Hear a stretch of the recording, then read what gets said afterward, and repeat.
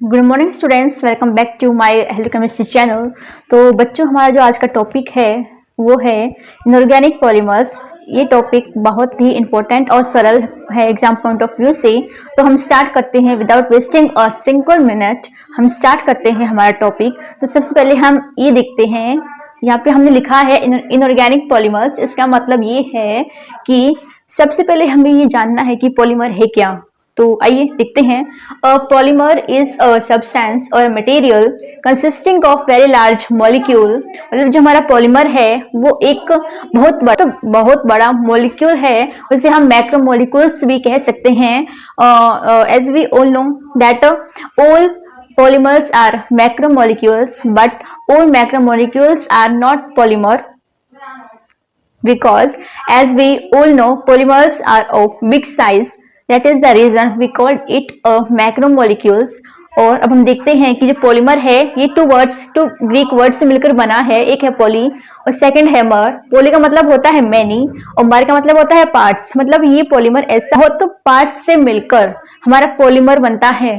जैसे कि अगर यहाँ एग्जांपल के तरीके से समझें तो हमने यहाँ एक मोती लिए हैं। मतलब we can say that many small molecule अगर हम अपने भाषा में समझते हैं तो इससे हम एक मोती की तरह ले सकते हैं। और अगर हम इस मोती को एक चेन में पिरोते हैं तो ये एक चेन बनती है जिसे हम पॉलीमर कहेंगे। और ये सिंगल जो मॉलिक्यूल है इनको हम मोनोमर्स कहते हैं। ये मोनोमर्स एक बड़ा मॉलिक्यूल बनाता है, वो है वन लार्ज मॉलिक्यूल, और ये है हमारा पॉलीमर। और अभी देखते हैं the process of joining monomers to form polymer. मतलब जो प्रोसेस है मोनोमर्स के रिपीटिंग होने से जो पॉलीमर बनता है, रिपीटिंग होने से पॉलीमर बनता है, उस प्रोसेस को हम कहते हैं पॉलीमराइजेशन। और अब हम देखते हैं कि इनऑर्गेनिक पॉलीमर क्या होते हैं। As we all know that जो पॉलीमर है वो दो टाइप का होता है। एक है हमारा ऑर्गेनिक पॉलीमर और सेकंड है इनऑर्गेनिक पॉलीमर। जो सबसे मेन डिफरेंस है वो ये है कि जो ऑर्गेनिक पॉलीमर्स होते हैं उनकी जो यहाँ पर हम देखते हैं इनऑर्गेनिक पॉलीमर और ऑर्गेनिक पॉलीमर क्या होते हैं। तो हम सबसे पहले बात करते हैं इनऑर्गेनिक पॉलीमर। ये इनऑर्गेनिक पॉलीमर ऐसे पॉलीमर होते हैं इसके बैकबोन में जो एलिमेंट है वो अदर देन कार्बन है। ये यहाँ पे हमने लिखा है SI और O, ये जो चेन बनती है लॉन्ग चेन, इसे हम बोलते हैं बैकबोन। और इसका मतलब ये है backbone constituted bye elements other than carbon. मतलब ये जो इसकी मेन चेन है, मेन जो बैकबोन है, उस चेन में जो एलिमेंट है वो अदर देन कार्बन होंगे। जैसे कि यहाँ पे एग्जांपल है सिलिकॉन रबर। तो ऑर्गेनिक पॉलीमर किससे कहते हैं, तो इसका सीधा सा मतलब है कि उसकी जो बैकबोन है वो कार्बन एटम को कंटेन करेगी। जो चेन है इसमें कार्बन एटम रहेगा। एग्जांपल है CH2, CHCl। ये है, इसे हम कहते हैं PVC, मतलब पॉली विनाइल क्लोराइड। जो ऑर्गेनिक पॉलीमर होते हैं इनकी जो बैकबोन है उस बैकबोन में वो कार्बन एटम, कार्बन एलिमेंट को कंटेन करते हैं, वो है हमारा ऑर्गेनिक पॉलीमर। अगर हम बात करें इनऑर्गेनिक पॉलीमर की तो उनमें जो बैकबोन है, जो चेन है लॉन्ग चेन, उस चेन में कार्बन एटम प्रेजेंट नहीं होता। इसका मतलब वो हो जाएगी हमारी इनऑर्गेनिक पॉलीमर्स। तो आइए हम डेफिनेशन देखते हैं कि डेफिनेशन क्या कह रही है। Inorganic polymer is a polymer with a skeletal structure that does not include carbon atoms in the backbone। जैसा कि हमने आपको बताया, एक ऐसी बैकबोन है जिसमें कार्बन एटम इंक्लूड नहीं होता। उस चेन को या उस पॉलीमर को हम कहेंगे इनऑर्गेनिक पॉलीमर्स। जैसे एग्जांपल है, तो हमने एग्जांपल लिया है पॉलीडाइमिथाइल साइक्लोजेन। इसका जो कॉमन नेम है या फिर हम जनरली से जानते हैं सिलिकॉन रबर के नाम से। और इसका जो स्ट्रक्चर है वो ये है SI। इसका जो बैकबोन रहेगी वो है SI single covalent bond O, CH3 and CH3। Here it is, यहाँ पे हमने N लिखा है। N का मतलब नंबर ऑफ रिपीटिंग यूनिट्स। अब ये है हमारी सिंगल है। अगर ये सिंगल है तो इसे हम मोनोमर कहेंगे। अगर यही यूनिट बार बार रिपीट हो रही है और रिपीट होने से जो एक बड़ा मॉलिक्यूल बनेगा, बड़ा मैक्रो मॉलिक्यूल बनेगा, उसे हम पॉलीमर कहेंगे। जो मोनोमर है वो यही रहेगा कि डाइमिथाइल साइक्लोजेन। अगर ये यूनिट बार बार रिपीट होगी तो पॉलीमर बनेगा। उस पॉलीमर को हम कहेंगे, पॉली लग जाएगा आगे तो इसका पूरा नाम हो जाएगा पॉली डाइमिथाइल साइक्लोजेन। और यहाँ पर जो ये एटम्स हैं ये लिंक रहते हैं, आपस में कनेक्टेड रहते हैं कोवलेंट बॉन्ड से। General properties of inorganic polymers को देखते हैं। इसका फर्स्ट पॉइंट है वो ये है कि organic polymers are stronger, harder and brittle than organic polymers. जो हमारा इनऑर्गेनिक पॉलीमर्स है वो स्ट्रॉन्गर होता है, हार्डर होता है, ब्रिटल होता है ऑर्गेनिक पॉलीमर्स के कंपेयर में।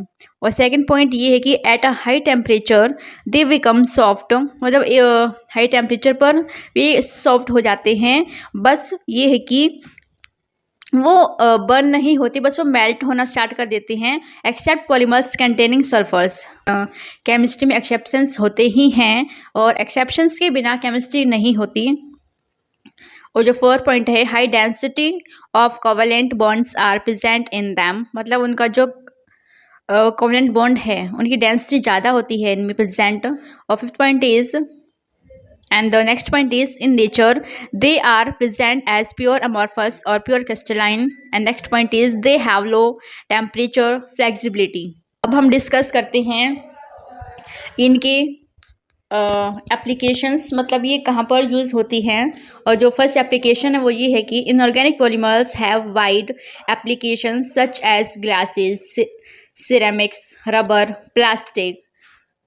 Second point is inorganic polymers are extensively used in petrochemical industries, और ये इंडस्ट्रीज में भी यूज़ होती हैं, लैब्स में तो होती ही हैं खैर। Next point is silicone rubber, another inorganic polymer product is used in the building and constructions industry for window and door sills। ये तो इनकी तो बहुत सारी एप्लीकेशंस होती हैं, पर हमने कुछ एप्लीकेशंस को डिस्कस किया है। और अब हम आगे बढ़ते हैं। अब हम आपको बताएंगे ऑर्गेनिक पॉलीमर्स के होते हुए इनऑर्गेनिक पॉलीमर्स की क्या आवश्यकता पड़ी। और ये हमें देखते हैं, why do we need inorganic polymers over organic polymers. कुछ लिमिटेशंस रही होंगी ऑर्गेनिक पॉलीमर्स की, जिसकी वजह से हमें इनऑर्गेनिक को इन्वेंशन करना पड़ा, इनऑर्गेनिक को डिस्कवर करना पड़ा। तो आइए हम देखते हैं। फर्स्ट पॉइंट ये है, many organic backbone polymers react with oxygen or ozone over a long period of time and lose their advantageous properties। मतलब जो ऑर्गेनिक पॉलीमर्स होते हैं वो उसमें जो ऑक्सीजन प्रेजेंट रहता है, जो ऑर्गेनिक पॉलीमर्स है वो जल्दी रिएक्ट कर जाते हैं ऑक्सीजन से, और ओजोन जल्दी रिएक्ट कर जाते हैं ऑक्सीजन और ओजोन से, और वो रिएक्ट होने से अपनी जो उनकी प्रॉपर्टीज़ है, उनकी जो पॉजिटिव एडवांटेजेस प्रॉपर्टीज़ हैं उन्हें लूज़ कर देते हैं। और सेकंड पॉइंट ये है कि most organic polymers burn with release of toxic smoke, मतलब जो ऑर्गेनिक पॉलीमर्स होते हैं वो टॉक्सिक स्मोक के साथ जलना स्टार्ट कर देते हैं। ये इसके we can say that limitations हो गई है ऑर्गेनिक पॉलीमर्स की। नेक्स्ट पॉइंट है, the bonds formed between organic elements are often longer, stronger and more resistant to free radical cleavage reactions that are bonds formed by carbon. ये हमारी we can say that importance of inorganic polymers over organic polymers. और अब हम देखते हैं कुछ examples को discuss कर लेते हैं। तो बहुत सारे एग्जांपल्स हैं, जैसे फर्स्ट एग्जांपल को हम देखें वो है पॉलीफॉस्फेजिन। इसका जो स्ट्रक्चर होता है वो है, स्ट्रक्चर हमने आपको दिखाया है स्क्रीन पर, और इसका जो बैकबोन चेन है वो होती है PN से जुड़कर बनती है, मतलब फॉस्फोरस और नाइट्रोजन से मिलकर इसकी जो बैकबोन है वो बनती है।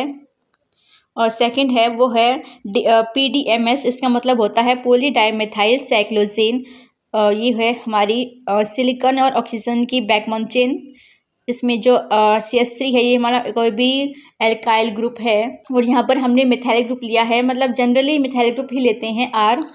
और जो नेक्स्ट है वो है हमारा पॉलीसाइलेंस, दैट मीन्स उसकी जो बैकबोन है वो सिर्फ सिलिकॉन एलिमेंट से ही मिलकर बनती है, silicon silicon bond like this. उसका जो स्ट्रक्चर है वो हम आपको दिखा रहे हैं स्क्रीन पर। उसका नेक्स्ट जो इनऑर्गेनिक पॉलीमर का एग्जांपल है वो है पॉलीबोराजाइलिन्स। इसका जो स्ट्रक्चर है वो है बोरोन और नाइट्रोजन से मिलकर बनता है ये। और next is polythiazyl, that is SN bonds. अब हम इनऑर्गेनिक पॉलीमर्स को वन बाय वन डिस्कस करते हैं। जितनी हो सके हम आपको कोशिश करेंगे कि हम इस सारे इनऑर्गेनिक पॉलीमर्स आपको समझाएं। तो आइए हम स्टार्ट करते हैं पॉलीफॉस्फेजिन, और हम इसे कह सकते हैं फॉस्फोनाइट्रिलिक क्लोराइड, जिसका सेकंड नेम है। तो आइए देखते हैं कि आपको एग्जाम में लिखना क्या है, और अब हमको मटेरियल देंगी जो आपके एग्जाम के लिए काफ़ी होगा। और अब हम स्टार्ट करते हैं। ये हमारा इनऑर्गेनिक पॉलीमर। तो जो देखते हैं, यहाँ पे एक साइंटिस्ट है जिसका नाम है स्टोक्स। ये first of all Stokes in 1895 started research work on phosphonitrilic compounds. मतलब जो ये साइंटिस्ट है स्टोक्स, इसने फॉस्फोनाइट्रिलिक कंपाउंड्स पर अपना रिसर्च वर्क स्टार्ट किया था 1895 में। अगर आप ये ईयर्स मेंशन करते हैं और साइंटिस्ट का नेम मेंशन करते हैं, तो ये एग्जामिनर हमारी कॉपी चेक करेगा, उसको एक वेरी पॉजिटिव इम्पैक्ट पड़ेगा। तो ये आपको मेनली लिखना ही है। देखते हैं फॉस्फोनाइट्रिलिक कंपाउंड्स क्या होते हैं, इसकी डेफिनेशन क्या है। Phosphonitrile compounds are those compounds which are formed by the formation of one sigma and one pi bond between phosphorus and nitrogen atom। तो नाइट्रिलिक कंपाउंड्स हैं, ऐसे कंपाउंड्स होते हैं जिसमें एक सिग्मा बॉन्ड और एक पाई बॉन्ड होता है, प्रेजेंट होता है फॉस्फोरस और नाइट्रोजन एटम के बीच। इस कंपाउंड्स को हम कहेंगे फॉस्फोनाइट्रिलिक कंपाउंड्स। एग्जांपल है लाइक दिस, एक फॉस्फोरस है, नाइट्रोजन है, यहाँ पर सिंगल, यहाँ पर double bond, then single, then again double, then again single. मतलब इस तरीके से sigma and pi bond present होते हैं फॉस्फोरस और नाइट्रोजन के बीच में। इस कंपाउंड्स को हम फॉस्फोनाइट्रिलिक कंपाउंड्स कहते हैं। उसका सेकंड पॉइंट है फॉस्फोनाइट्रिलिक कंपाउंड्स आर ऑल्सो कॉल्ड फॉस्फोजिन। ये इसका सेकंड नेम है, हम कह सकते हैं फॉस्फोजिन। अब उसका जो जनरल जो फॉर्मूला होता है वो है NPX2N। नाइट्रोजन का मतलब होता है, N का मतलब nitrogen, P stands for phosphorus and X means any halogen group of X। हमने लिया है फोस्फोनाइट्रिलिक क्लोराइड में हम यहाँ पर क्लोराइड लेंगे, that means X2, that means Cl2 होने चाहिए, Cl and Cl। यहाँ पर दो क्लोराइड लिए हैं, तो अब N का मतलब होता है नंबर ऑफ रिपीटिंग यूनिट्स। अब हम यह देखते हैं कि हम फॉस्फोजिन को कैसे प्रिपेयर कर सकते हैं, कौन कौन से मेथड है जिसके थ्रू हम इसकी प्रिपरेशन कर सकते हैं।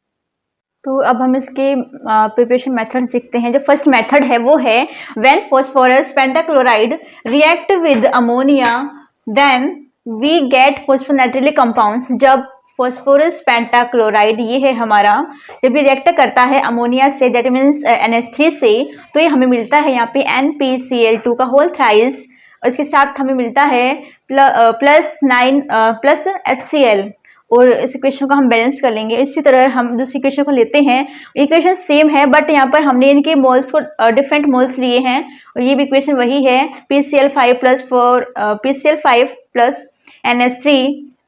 तो हमें मिलता है NPCl2 प्लस HCl। इसका सेकंड मेथड है वो ये है mixture of phosphonitrilic compound is obtained by the heating of P3H5 का होल N इन क्लोराइड एट 700 डिग्री सेल्सियस। मतलब जब हम P3H5 को हम हीट करते हैं क्लोराइड के साथ इन क्लोराइड, तो हमें मिलता है NPCl2। यहाँ पर भी हमें अगेन फिर से हमें मिल जाएगा यहाँ पर NPCl2, और उसके साथ कुछ अदर प्रोडक्ट भी होते हैं।